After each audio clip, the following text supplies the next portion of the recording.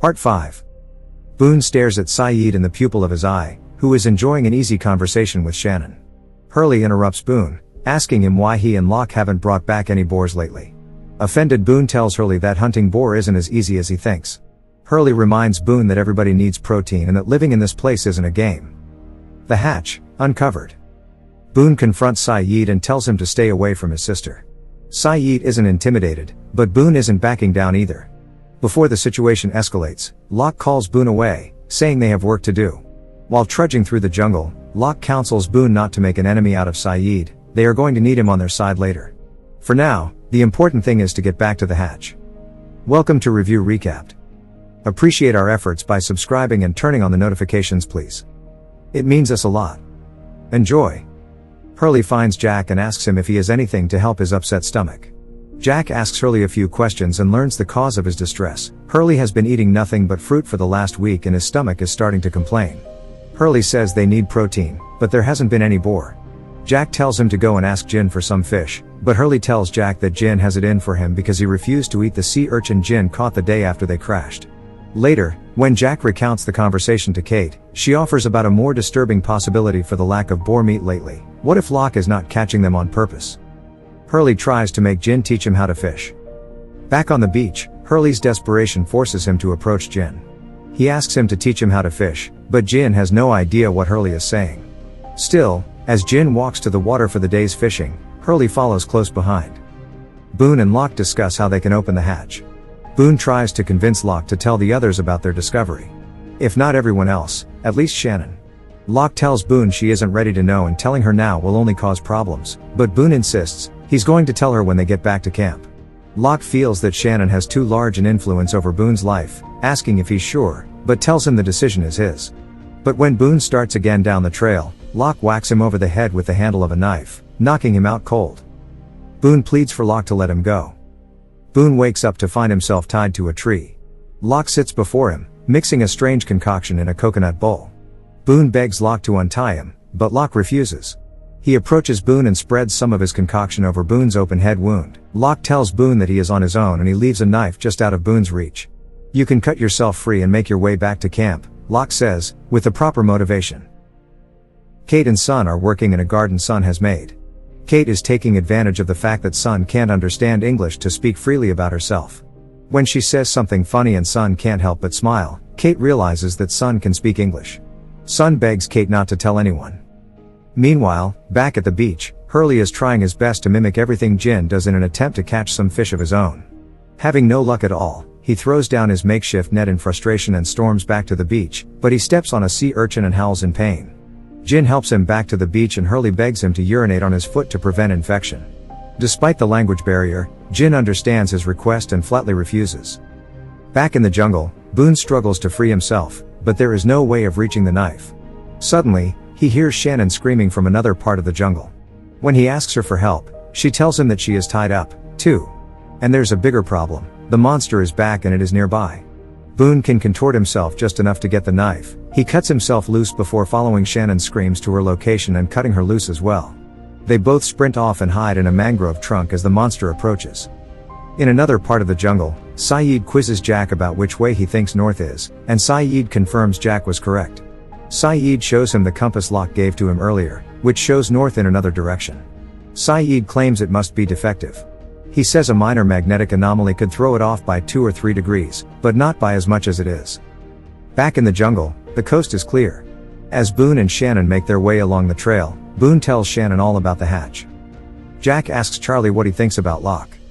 While Jack and Charlie make a fire on the beach, Jack asks Charlie for his opinion on Locke.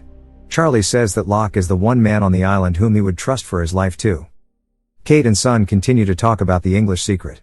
When Kate asks why Sun doesn't tell Jin, Sun tells Kate it's because she loves him, asking Kate, haven't you ever lied to a man you loved?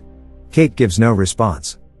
Back at camp, Hurley is sharing his tale of failure and sea urchin with Michael when Jin arrives and presents Hurley with his very own fish. He may not speak English, but he recognizes that Hurley made a good effort, which is his reward. In the jungle, Boone and Shannon are attacked by the monster again. This time, try as they might, they can't run fast enough and Shannon is snatched up by the beast. Boone cries as he finds Shannon's lifeless body. Boone continues his desperate search for Shannon but finds her bloody, crumpled body lying by a stream. Boone weeps as she dies in his arms. Later, after finally making his way back to camp, Boone sees Locke sitting by the fire and attacks him, blaming Locke for Shannon's death. When Boone tells Locke that Shannon died in his arms, Locke asks Boone why there is no blood on him. Boone starts to respond, but at that moment Shannon comes into view. She's alive and well, chatting happily with Sayid. Boone realizes that the concoction Locke spread on his head wound was a hallucinogenic that caused Boone to have his vision. Locke confirms this and asks Boone how he felt when Shannon died. Boone says, "I felt relieved." Satisfied that Boone is finally making strides towards letting go of Shannon, Locke tells Boone to follow me. He does so. Michael wanders the jungle shouting for Walt. He finds Charlie, who is searching for Claire's luggage. Neither can help the other, nor can Jack or Hurley, whom Michael sees next. As Michael leaves to find his son, Hurley comments to Jack that he seems to hate being a dad. Walt aims for his knife.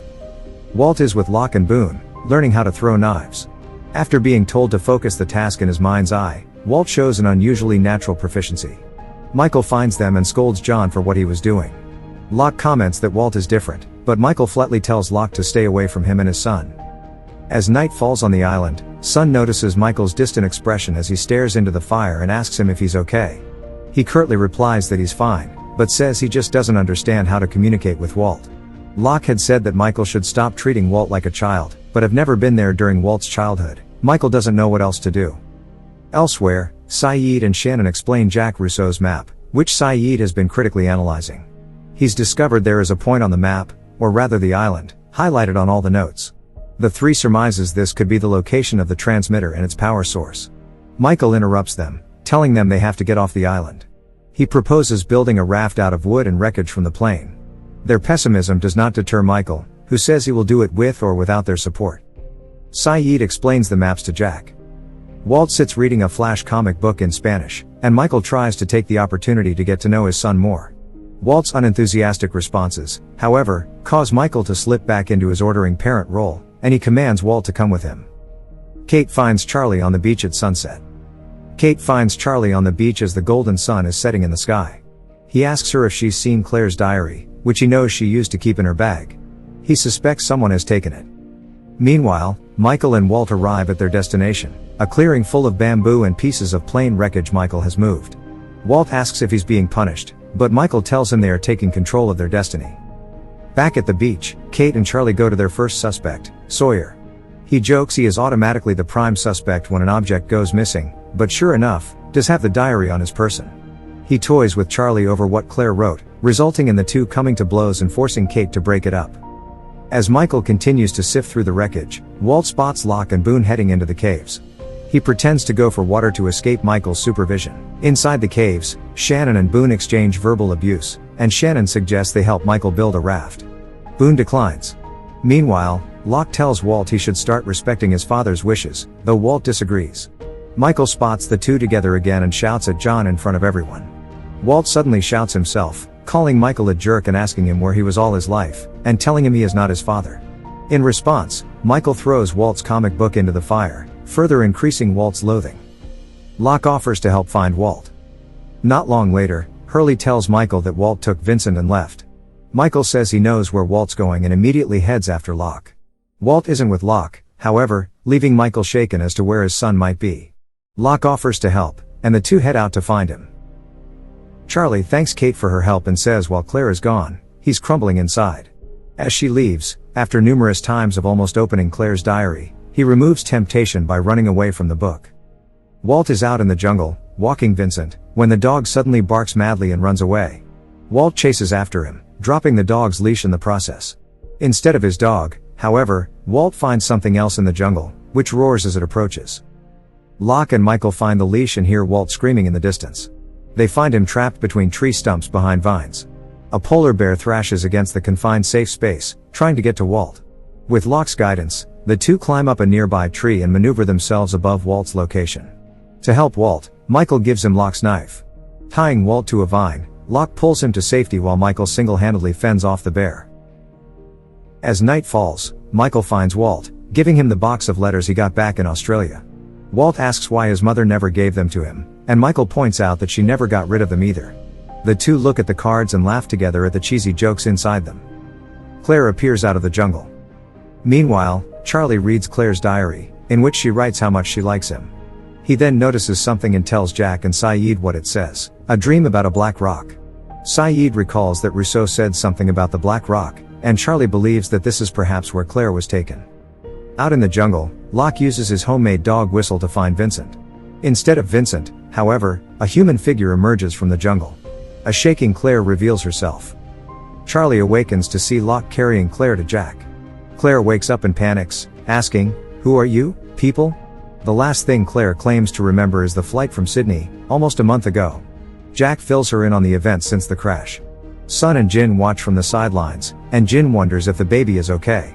Sun looks thoughtful and says she's sure the baby is fine. Claire doesn't remember anything. Charlie hands Claire her diary, saying he hopes it will help Claire remember what happened to her. When he tells her about the day they were taken by Ethan, she asks him who Ethan is. Charlie says Ethan is the bad guy. When Charlie suggests they stay awake together, Claire asks if they are friends. Charlie responds that they are. Jack, Locke, Saeed, and Charlie discuss the chances of Claire's memory returning. In the jungle, Charlie meets Jin and they walk together. As Charlie is sarcastically talking to Jin about how great it must be for him to not be involved with anything happening on the island, they hear something whooshing through the trees and Jin is knocked out by a rock. Ethan confronts Charlie, telling him he wants Charlie to bring Claire back.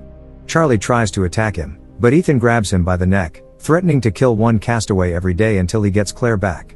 And after he kills them all, he will come for Charlie last. Charlie tells Jack and Locke about Ethan's threat and suggests they all go after him and kill him. Locke says they should start thinking about defense. He makes 4 booby traps around the perimeter and puts some of the survivors on guard during the night. Boone volunteers to take the first shift. Meanwhile, Sun takes care of Jin's wounds and asks him if everything is alright. Jin says he was attacked because of what the others had done. Claire is uncomfortable about what is going on around her and feels like the other survivors are avoiding her. Charlie lies and assures her there isn't anything going on. That night, Locke, Saeed, and other survivors stand on guard. Boone falls asleep during his shift. Day 29. The next day he wakes up after he hears a sprung booby trap. He rushes to see who has triggered the alarm and hears a rustling noise from the tree line. He runs toward the noise but falls. It is discovered it was only Vincent who tripped it, but Boone, Saeed, and Locke hear screaming and return to the beach to find that Scott has been murdered. His neck, both arms and all the bones in his fingers had been broken. According to Locke, Ethan had probably come in from the ocean. After the burying ceremony, Claire finds out from Shannon why everybody is avoiding her. She yells at Charlie, who says he only wanted to take care of her. She responds that she takes care of herself. Jack decides it's time to reveal he has guns. He first shares them with Locke. With the guns from the briefcase and Claire as willing bait, Jack, Locke, Saeed, and Sawyer set a trap. Charlie wants to take part, but when John asks Charlie if he has ever fired a weapon, Charlie does not respond. Kate also wants to come, but Jack explains they are out of guns. Sawyer gives her the gun he found on the marshal's body, back in the old days, and says 5 guns are better than 4. Saeed instructs everyone and says they want to capture Ethan alive to interrogate him and possibly get some information. In the jungle, the 5 of them hide in the trees, while Claire stands on the path, waiting for Ethan to arrive. Ethan finally shows up and starts to chase Claire. Jack tackles Ethan and they fight. Jack drops his gun but gains the upper hand and holds Ethan to the ground. Suddenly, a vengeful Charlie shoots Ethan in the chest and kills him, using the gun Jack had dropped. The next day, when Jack asks Charlie why he did it, Charlie tells him that Ethan deserved to die and that he was not going to let that animal anywhere near Claire again. Claire comes to Charlie and tells him she remembers peanut butter. Charlie corrects her, saying that it was imaginary peanut butter. She tells Charlie that she doesn't know what happened to her, and she's scared, but she wants to trust him. They wish each other good night. Hope you enjoyed it. Watch out for the next episodes to see what happens next.